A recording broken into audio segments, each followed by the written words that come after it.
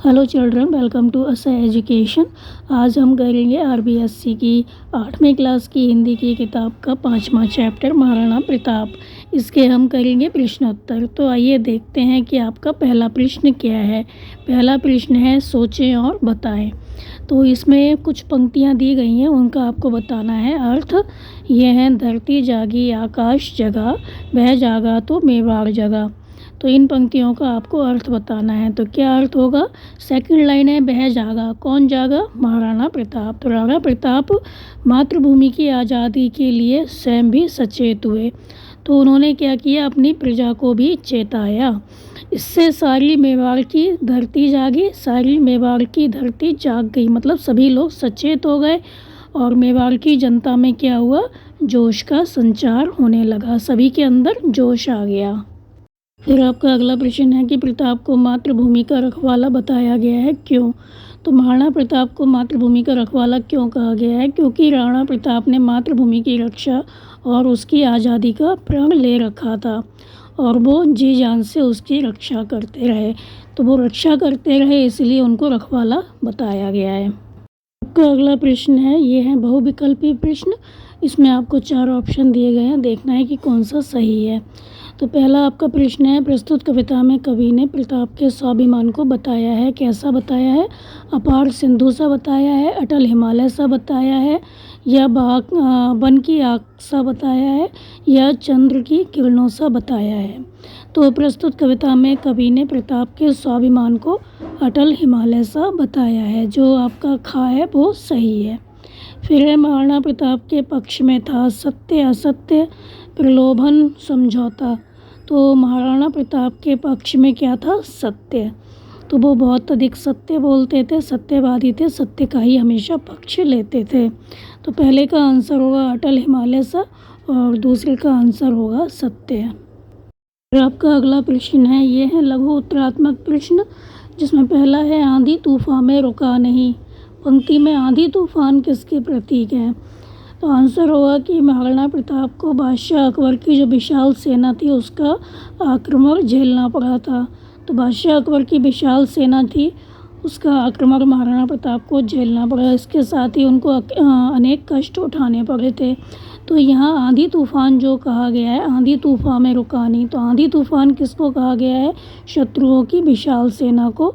शत्रुओं की विशाल सेना का जो आक्रमण हुआ उसको आंधी तूफान कहा गया और इसके साथ ही उन्हें अनेक कष्ट झेलने पड़े।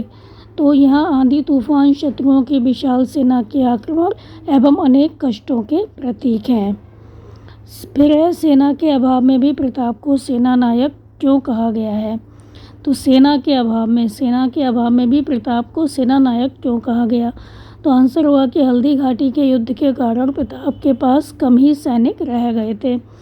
महाराणा प्रताप थे, उनके पास बहुत अधिक सैनिक नहीं थे, फिर भी वे सेना का संगठन करने में लगे थे। वैसे वे अकेले ही एक सेना के बराबर शक्ति रखते थे। इसी आशय से प्रताप को सेना नायक कहा गया है। चूँकि उनकी सेना में जो सैनिक थे काफ़ी कम हो गए थे हल्दी घाटी के युद्ध के कारण, लेकिन उनमें इतनी शक्ति थी कि वो एक सेना के बराबर शक्ति रखते थे। इसी वजह से प्रताप को सेना नायक कहा गया है, सेना का नायक कहा गया है। अगला प्रश्न है कि प्रताप को कवि ने किन किन उपमाओं से उपमित किया है, उपमानित किया है, अथवा किन्हीं 4 उपमाओं को लिखिए। तो प्रताप को कवि ने किन किन उपमाओं से उपमित किया है, मतलब कौन कौन सी उपमाएं दी हैं उनके लिए?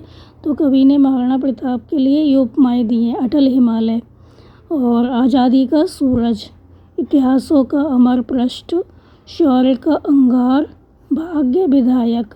तो ये उपमाएं दी हैं कि उनको उपमा दिए हिमालय की, सूरज की, इतिहास का अमर पृष्ठ की, शौर्य का अंगार कहा है उनको और भाग्य विधायक कहा है।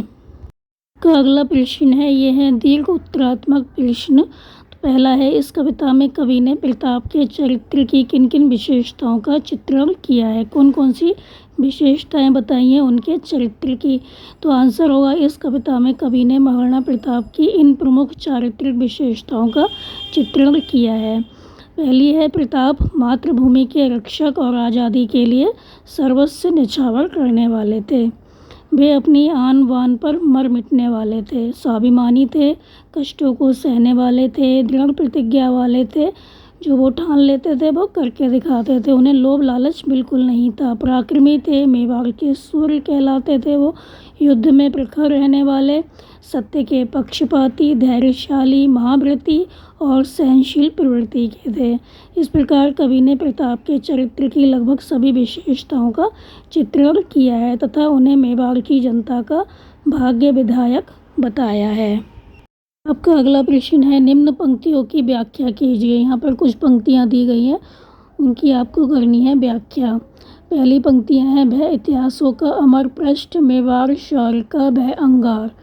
फिर है, सब विपक्ष में था उसके, बस सत्य पक्ष में था उसके। तो पहली पंक्तियाँ हम देखते हैं, भय इतिहासों का अमर पृष्ठ, मेवाड़ शौर्य का भय अंगार।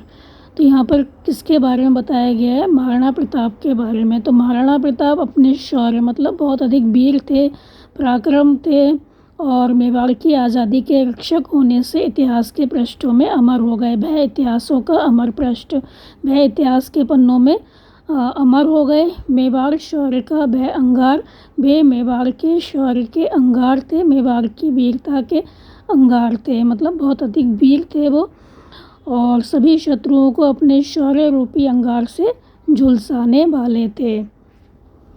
अगली पंक्तियां हैं, सब विपक्ष में था उसके, बस सत्य पक्ष में था उसके। तो क्या कहा गया कि यहाँ पर सब कुछ उसके विपक्ष में था, विपरीत था, लेकिन सत्य जो था वो उसके पक्ष में था। तो महाराणा प्रताप मातृभूमि मेवाड़ की आज़ादी के पक्षधर थे। वो चाहते थे कि मेवाड़ की भूमि आज़ाद हो जाए। उस समय मुग़ल बादशाह अकबर के कारण सभी देशी राजा उसके पक्षधर थे।